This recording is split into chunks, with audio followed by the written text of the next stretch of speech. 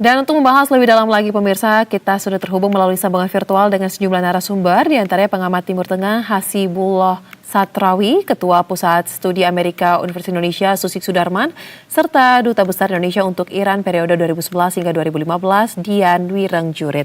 Halo, selamat malam Bapak-Bapak. Selamat malam Mbak Sasa, selamat malam pemirsa. Baik, kita sambil menunggu Bu Suzy untuk bisa bergabung dalam dialog pada malam hari ini. Saya ingin ke Pak Dian. Pak Dian, terakhir kita berdiskusi, masih kita akan menunggu bagaimana terkait dengan ancaman dari Donald Trump yang meminta Selasa 7 April agar Selat Hormuz dibuka. Nah, sekarang kita sudah berada di Selasa 7 April dan tadi berita pengantar juga kita sudah lihat ya. Iran juga terus memberikan serangan balasan dan juga bahkan tidak mau kalah pamor, kalah gengsi. Tapi Donald Trump juga menyatakan akan mengancam dengan meluluhlantahkan, menghancurkan Iran dalam waktu yang sangat singkat. Nah, bagaimana Anda dari perspektif duta besar, dari perspektif diplomasi melihat terkait dengan respons dari Teheran dan juga terkait dengan ancaman dari Trump ini? Ancaman Trump sekali lagi bukan barang baru ya. Udah usang lah kalau Trump ngomong ancaman. Tapi begini, tolong dilihat tanggal 28 Februari ketika Israel dan Amerika secara mendadak menyerang Iran yang dianggap lagi beristirahat karena memasuki bulan puasa, karena tergiur oleh janji-janji perjanjian dan sebagainya. Itu bulan Februari, mendadak. Sekarang Trump mengancam memberikan waktu 2 kali 24 jam. Artinya apa? Memberitahukan akan menyerang. Berarti Iran pasti lebih siap dari yang sebelumnya. Kalau serangan 28 Februari sampai sekarang aja belum selesai, kok masih mau ngancam 2 kali 24 jam akan meratakan Iran? Buat saya mimpinya makin kejauhan, ngayalnya.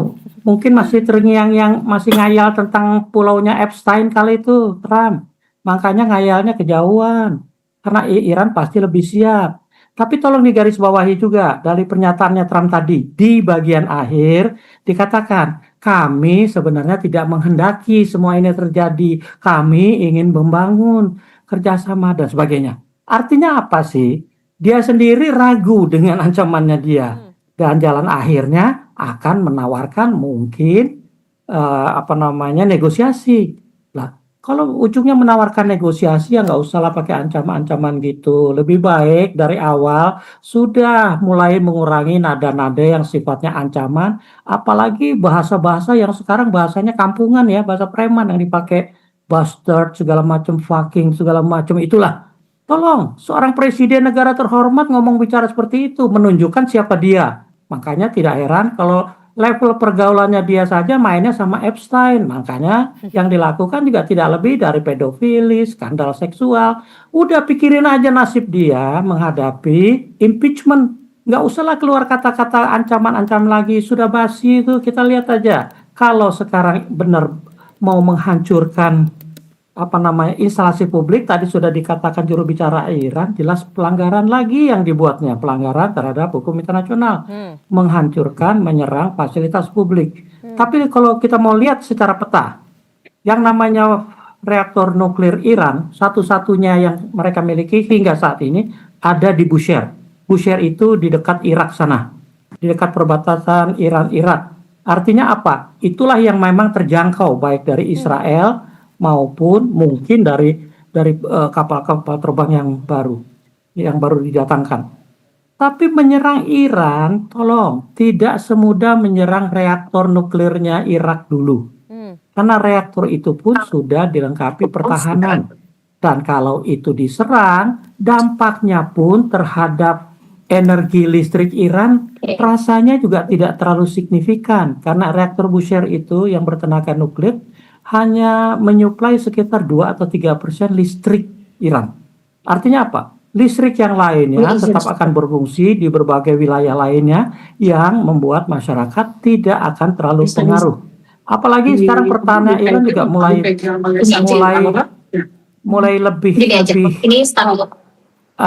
mulai lebih terorganisir, mulai juga mengerahkan rakyat untuk menjadi human shield di tempat-tempat strategis itu.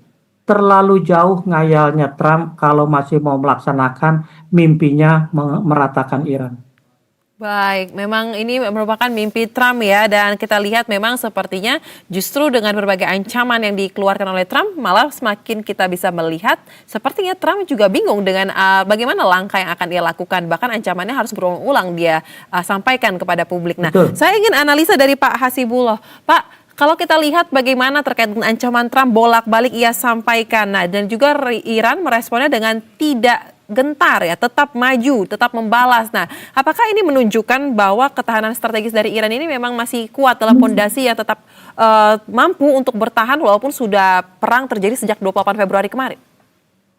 Ya, terima kasih Mbak. Yang pertama, karena waktu saya mungkin agak terbatas, yang pertama saya ingin sampaikan terkait dengan bahwa berdasarkan yang disampaikan oleh Trump sebelumnya, bahwa deadline-nya adalah jam 8 Selasa malam waktu Amerika Serikat, yang artinya kalau di Indonesia kurang lebih besok pagi jam 7 hari Rabu WIB.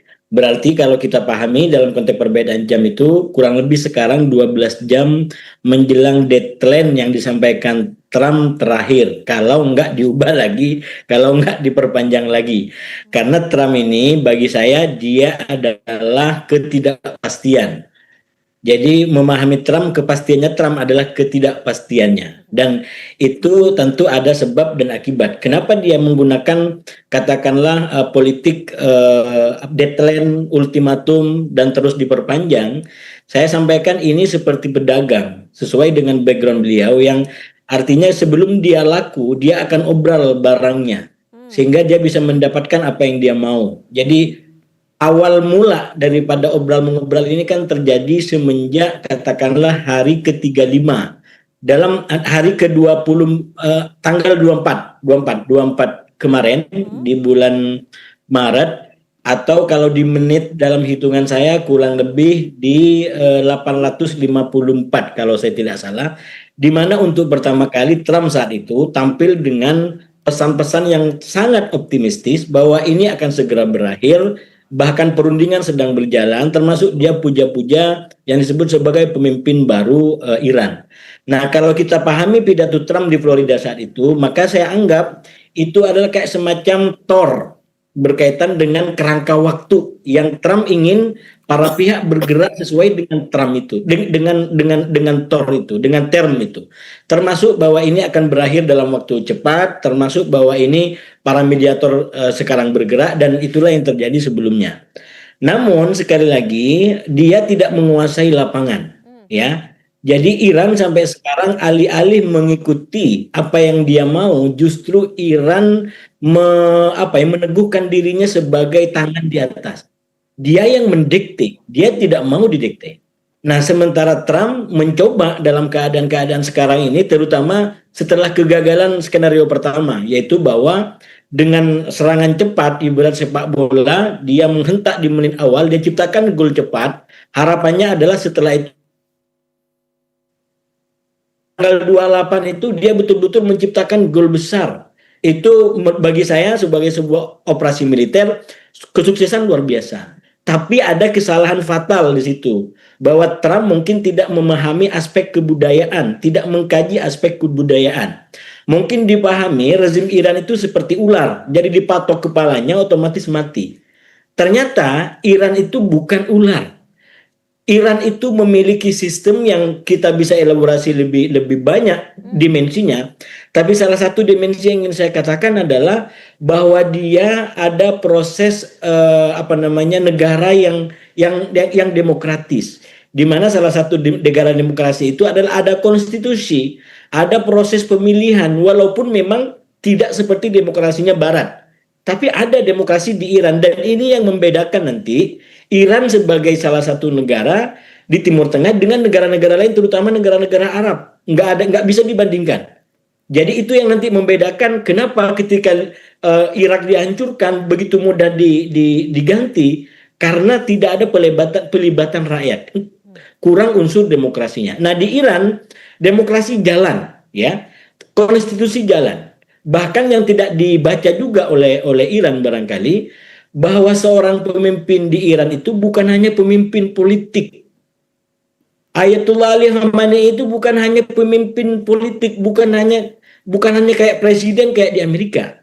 Dia adalah pemimpin spiritual yang disucikan, yang mempunyai efek struktural ya sampai ke kampung-kampung. Nah, ini lagi-lagi saya buka agak beda tradisi di Iran dengan tradisi di negara Arab lain di Timur Tengah, katakan yang Sunni. Saya tidak bermaksud sektarian. Mereka Syiah, di Syiah itu unsur kepemimpinannya adalah cukup struktural. Dari atas sampai bawah itu dia solid.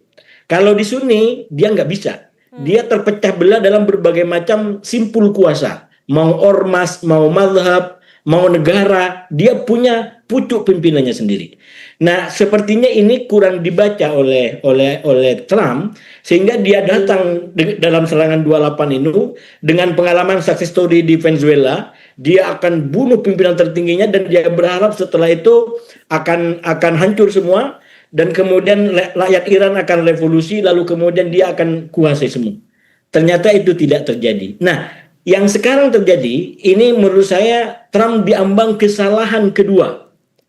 Kalau lanjut dengan retorika seperti ini, maka sudah dia kalah di serangan pertama, dia bisa mengalami kekalahan lebih besar lagi. Kenapa? Jangankan rakyat Iran melawan pemerintahannya. Justru yang terjadi adalah seperti tadi di pengantar, rakyat Iran siap untuk membela fasilitas-fasilitas umumnya. Karena yang dilakukan Trump sudah melanggar berbagai macam hukum internasional. Bahkan saya ikutin Pak Dian, itu di salah satu laporan di Al Jazeera, itu dia sampaikan ada salah satu oposan di negara Eropa yang katakanlah ada masalah dengan rezim, bertahun-tahun dia nggak pulang karena bermasalah dengan rezimnya Ali Khamenei. Melihat yang dilakukan oleh Amerika dan Israel seperti ini, dia minta keringanan kepada rezim sekarang ke Iran untuk bisa pulang. Tujuannya apa? Untuk membela republiknya. Jadi ini betul-betul membuat kontradiksi yang awalnya adalah diharapkan jadi ganti rezim, tapi justru kesalahan Trump, taktik yang diambil membuat rezimnya makin kokoh. Bahkan saya bilang potensi menghujam dirinya sendiri bisa terjadi. Kalau nggak hati-hati, Trump lanjut dengan seperti ini, bukannya rezim Iran yang diganti, tapi bisa jadi rezim dia yang diganti akibat gejolak politik di dalam negeri. Betul sekali. Kita lihat juga bagaimana sebenarnya Trump mulai kewalahan ya dengan berbagai gelombang yang terjadi terkait dengan unjuk rasa, protes yang datang dari negaranya sendiri atas apa yang ia lakukan. Kami tahu Pak Hasibullah waktu Anda tidak banyak, tapi mungkin Anda bisa juga terkait dengan satu kali lagi Pak ini memberikan tanggapan terkait dengan Trump yang mengatakan bahwa ia kurang puas dengan proposal damai yang disampaikan oleh Iran ya terhadap situasi ada saat ini. Kami mencatat dari 10 poin yang disampaikan dalam proposal tersebut, diantaranya di mana Iran mengusulkan agar penghentian serangan dan juga kompensasi perang. Tetapi Trump ataupun Amerika Serikat tetap ingin agar Selat Hormuz dibuka. Dan tadi ada mengatakan ini 12 jam jelang deadline yang disampaikan oleh Trump. Nah, dengan ketidaksesuaian, tidak berimbang ya, ada ketimpangan dalam kompromi yang terjadi. Apakah justru Anda melihat saat ini ruang kompromi itu semakin tidak realistis sebenarnya dalam kondisi perang yang ada? Ya, yang pertama saya sampaikan begini, itu juga semakin menunjukkan bahwa memang Iran sekarang posisinya berada di atas angin. Dia yang menentukan, dia yang mendikte, bukan Amerika, bukan Israel yang mendikte. Nah, ini kan fakta lapangan. Lalu kemudian mau dibungkus oleh Trump dengan retorika seakan-akan kami berkuasa, kami akan kirim neraka, kami akan hancurkan semuanya. Itu kan retorika untuk mengelabui realitas. Realitasnya apa? Trump tidak menguasai Iran. Bahkan saya bilang semenjak hari ke-35, kurang lebih di jam 840, yang awalnya Iran banyak kecolongan dari udara, itu justru dia membalikkan keadaan dengan keberhasilannya menembak jatuh pesawat canggihnya Amerika.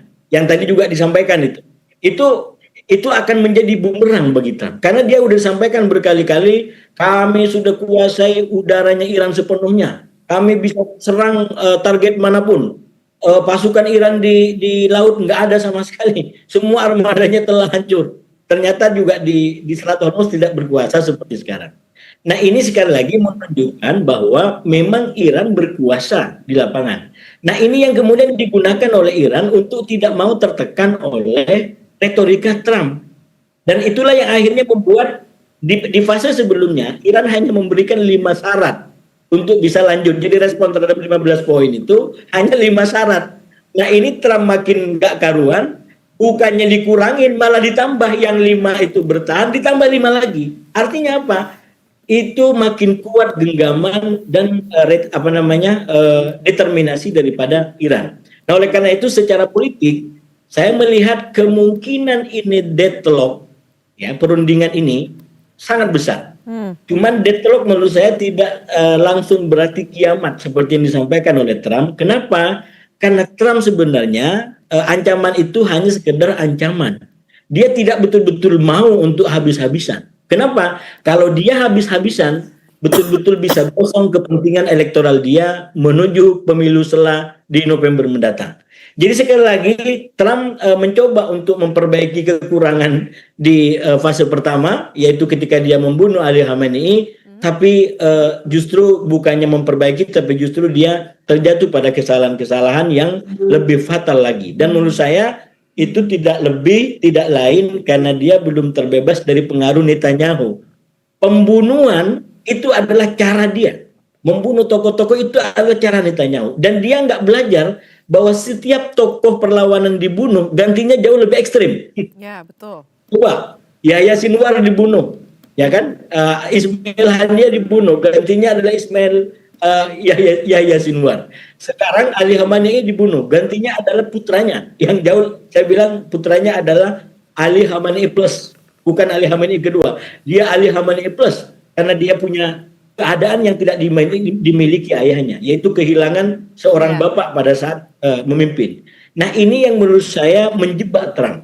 Nah, oleh karena itu saya menduga entah dalam waktu dekat atau dalam waktu panjang, pada akhirnya Trump juga akan punya kesadaran, paling tidak timnya, bahwa bisikan-bisikan Netanyahu telah membawa Amerika dan Trump sendiri pada situasi yang dia tidak inginkan. Bahkan dia tidak bisa lagi kuasai. Dan sekali lagi terakhir, kalau dia nggak hati-hati, maunya mengganti rezim di Iran, tapi bisa jadi justru rezim dia yang terganggu akibat apa yang dia lakukan di Iran. Demikian, Mbak. Mohon maaf. Dian dan Bu Susi pamit pulang. Baik, terima kasih Bapak Hasibullah untuk analisanya yang sangat tajam. Kita akan lanjutkan pembahasan pemirsa bersama dengan narasumber, diantaranya Pak Dian dan juga Ibu Susi. Tapi kita harus jeda terlebih dahulu. Tetaplah bersama kami di Berita Satu Utama.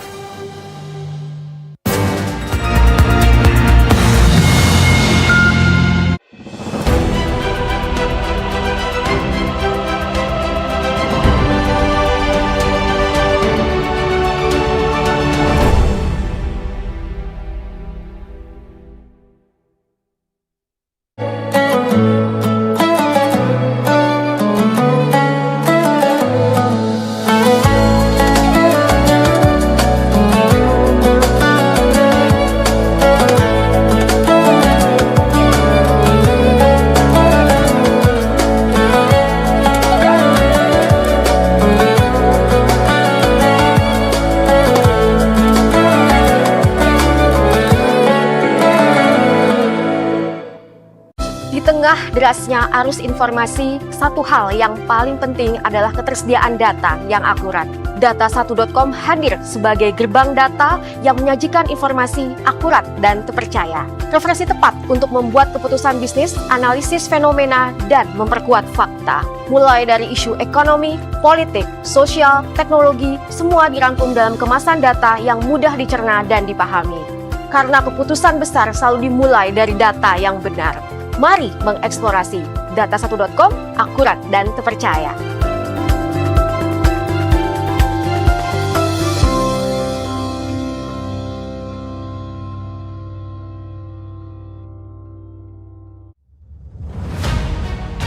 Halo pemirsa, apa kabar Anda? Senang sekali Berita Satu Malam hadir menemani Anda. Seorang anggota TNI yang menjadi pasukan perdamaian PBB UNIFIL di Lebanon gugur akibat serangan Israel. Kami selaku Menteri Luar Negeri mewakili pemerintah Republik Indonesia mengucapkan belasungkawa yang sedalam-dalamnya. Dan pemirsa, kita langsung saja mulai Berita Satu Malam selengkapnya bersama saya Eka Nugrah di Berita Satu bersama hanya di WTV dan Berita Satu.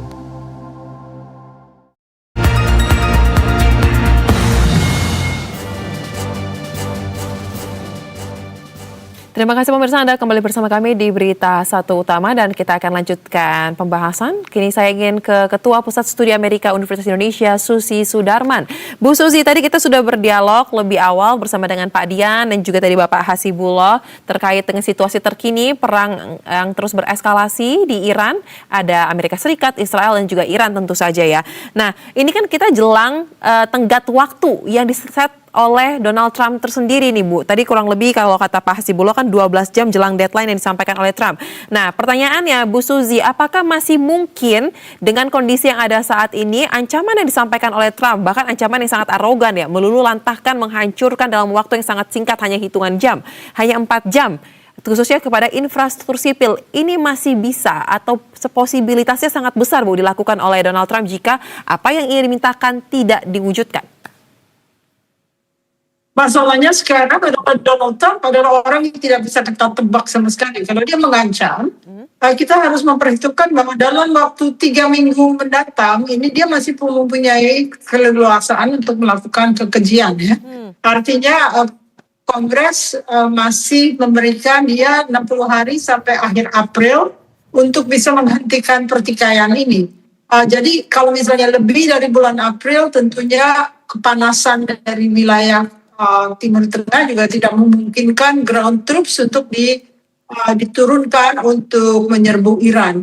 Tetapi kalau dia membawa ground troops, kemungkinan akan mati kan, karena Iran menguasai kawasannya, mengetahui apa yang harus dilakukan, lalu mereka menggunakan rudal sekaligus dari tentara-tentara yang diturunkan tentu tidak mempunyai nasib yang baik artinya. Jadi satu hal yang lebih mengerikan adalah kemungkinan seperti David Sachs, penasihat Presiden Trump mengatakan kemungkinan ada nuclear weapons yang akan dijatuhkan gitu ya. Dan itu datangnya dari Israel, bukan datang dari Amerika Serikat. Kalau misalnya sampai itu terjadi, tentunya Israel juga akan exile karena itu sangat berbahaya dan akan membahayakan seluruh dunia karena tonasi bomnya itu jauh lebih besar daripada Nagasaki. Artinya kemungkinan itu kecil mungkin ya untuk menjatuhkan bom nuklir karena dia akan expel dari Middle East dan dia tidak akan mencapai apa yang dia inginkan. Jadi sekarang adalah kondisi di mana mereka saling menunggu siapa yang akan memberi ancaman, lalu lawannya itu akan takut, baru terlihat akan kemana nantinya. Tetapi ini dua kalangan, yaitu Amerika Serikat dan Iran yang tidak mau mundur selangkah pun. Jadi exit strategi itu yang diinginkan oleh Donald Trump, karena dia juga tidak ingin terlalu lama di wilayah tersebut. Ada masalah-masalah hukum, ada masalah lain yang dia mengganggu dia untuk menjelang pemilu sela. Jadi kalau kita pikir harus ada sekelompok negara, mungkin negara-negara yang sedang menegosiasikan Selat Hormuz bersama Iran, itu mungkin bisa menjadi solusi karena ini sama sekali berbeda dengan pengajuan keinginan-keinginan yang tidak bertemu ini ya. Jadi mungkin dari 40 negara yang terlibat dalam negosiasi dengan Iran, mungkin itu memberikan solusi yang terbaik agar situasi ini lebih tenang, karena alternatifnya nggak bagus dua-duanya. Misalnya menurunkan ground troops akan mati, banyak yang mati. Kalau menjatuhkan bom nuklir, akibatnya kepada dunia juga terlalu besar, sehingga itu risikonya terlalu besar untuk ditanggung oleh siapapun yang akan melakukan hal tersebut. Baik. Nah, tapi memang Bu sampai dengan saat ini kalau kita lihat terkait dengan upaya negosiasi atau ruang diskusi yang tengah dibangun juga sepertinya masih dalam tanda kutip ya belum susah Bu untuk mencapai kata sepakat atau win-win solution-nya nih Bu. Nah, apakah artinya Bu untuk ruang diskusi justru di tengah situasi ini semakin sulit posibilitasnya untuk bisa mencapai kesepakatan atau akan justru tadi seperti kalau kata Pak Hasibullah ini lebih cenderung ke deadlock nih sepertinya? Deadlock kalau misalnya dunia akan terus merasakan akibat dari penutupan Selat Hormuz. Tapi kalau misalnya 40 negara yang sedang bernegosiasi itu akhirnya memberikan jalan keluar, mungkin namanya manusia ya, kita harus merasa kemungkinan itu masih ada kalau namanya manusia yang ingin mendamaikan. Semoga apa yang mereka lakukan itu akhirnya menjadi solusi, karena ancaman Donald Trump kan hanya pembukaan Selat Hormuz. Padahal kan 40 negara yang non-negosiator dalam deadlock itu melakukan hal yang lazim dilakukan antara negara-negara yang membutuhkan akses itu dibuka, dan mungkin Iran lebih lunak terhadap mereka dibandingkan Iran menghadapi Amerika Serikat. Baik, nah tadi kita juga menyimak ya analisa yang disampaikan oleh Pak Hasibulo. Saya ingin ke Pak Dian sekarang. Tadi Pak Hasibulo menyebut bahwa situasi ini masih berlangsung lama nih Pak Dian, karena kan sama seperti yang disampaikan oleh Bu Suzy juga ya, seperti masih ada ruang hingga tenggat waktu yang disampaikan oleh Kongres di akhir April ya bagi Donald Trump. Nah tapi tadi ada satu kata yang saya ingin dalami dari perspektif diplomasi. Pak Hasibulo mengatakan bahwa dia harapkan mungkin dalam cepat atau lambat Trump ini tiba-tiba dalam tanda kutip ya memiliki kesadaran bahwa bisikan yang disampaikan Netanyahu selama ini justru membuat Amerika semakin terpojok dan tidak ada di situasi yang berada dalam situasi yang tidak diharapkan. Nah, pertanyaannya Pak, dari sisi kacamata diplomasi, apakah dalam tanda kutip ya Amerika Serikat dan Israel kan sangat dekat Pak? Mungkin nggak sih Donald Trump memiliki kesadaran tersebut tiba-tiba dan akhirnya memiliki sikap untuk tidak lagi mendengar, menutup kuping terhadap bisikan dari Israel atau khususnya Netanyahu? Terima kasih Mbak Sosa. Mengharapkan Trump mendengar pendapat orang, ya sama aja ngarepin ya nggak mungkin terjadi. Mengharapkan sesuatu dari orang sakit jiwa ya mungkin ya kita jadi sakit jiwa. Makanya saya cuma bilang begini, secara diplomatik, upaya diplomasi tadi sudah berkali-kali diungkapkan terus berlangsung. Yang tidak dipahami mungkin oleh yang namanya Trump itu, bahwa ketika sebuah negosiasi berlangsung, usulan yang diajukan kedua pihak harus menjadi perhatian. Nah, usulan dari Trump itu sama sekali tidak masuk akal. Ya namanya disusun oleh tim orang sakit gila. Jadi tidak masuk akal 15 poinnya itu. Sama sekali tidak akan ada negara yang mau menerima. Sebaliknya, usulan Iran itu lebih realistis dan sebenarnya banyak poin yang bisa dinegosiasikan dari usulan 5 pasal Iran yang sekarang menjadi 10. Masih ada ruang untuk dinegosiasikan. Tapi kalau yang 15 poinnya Trump lupakan. Nah, masalahnya begini sekarang. Negosiasi dari pihak-pihak yang berperang pasti akan mengedepankan kepentingan nasional masing-masing. Betul. Dan kalau itu dijadikan acuan untuk sebuah perundingan tidak akan bisa dipakai, kira-kira begitu. Makanya usulan yang diajukan oleh tadi sejumlah negara, katanya 40, tapi saya lebih fokus pada 4 negara yang sekarang muncul nih, Pakistan, Saudi, Turki, dan Mesir, itu justru juga lebih realistis. Disampaikan oleh negara-negara yang netral, katakan begitu.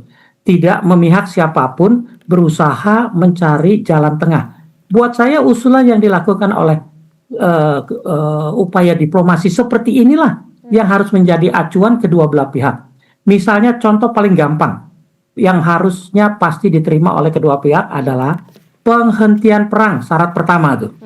Nah, kalau itu saja sudah dipenuhi dan itu disadari bahwa memperpanjang perang hanya akan merugikan kedua belah pihak, bukan hanya kalau Trump mungkin tidak dirugikan, dia nggak punya rasa kok. Tapi rakyat Amerikanya sendiri akan dirugikan, rakyat Israel akan dirugikan, kawasan akan dirugikan, apalagi Iran.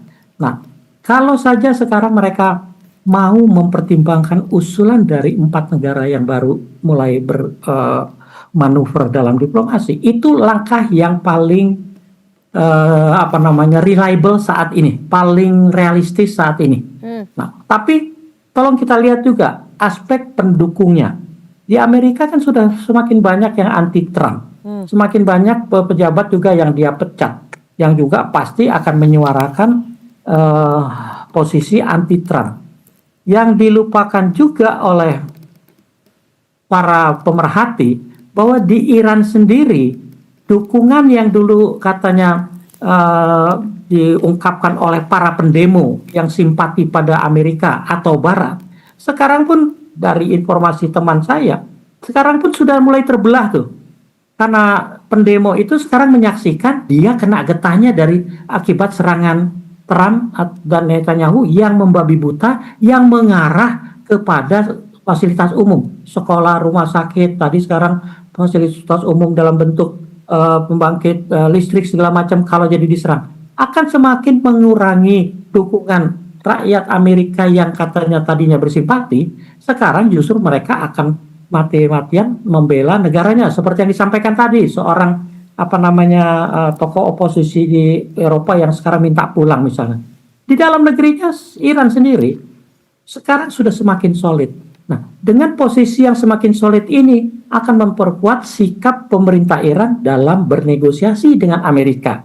Artinya apa? Dia tidak lagi bisa mengharapkan dukungan mitra Eropa yang sudah berkurang, dukungan Arab yang sudah mulai ragu-ragu, dukungan Israel yang sekarang lagi kerepotan di Lebanon, dan dukungan dari katanya para pendemo yang anti rezim Iran. Semua sudah dalam posisi yang sudah tidak lagi mempercayai Trump. Apalagi yang bisa diharapkan seorang dengan keadaan seperti ini, kecuali orang itu memang ya benar-benar sakit jiwa.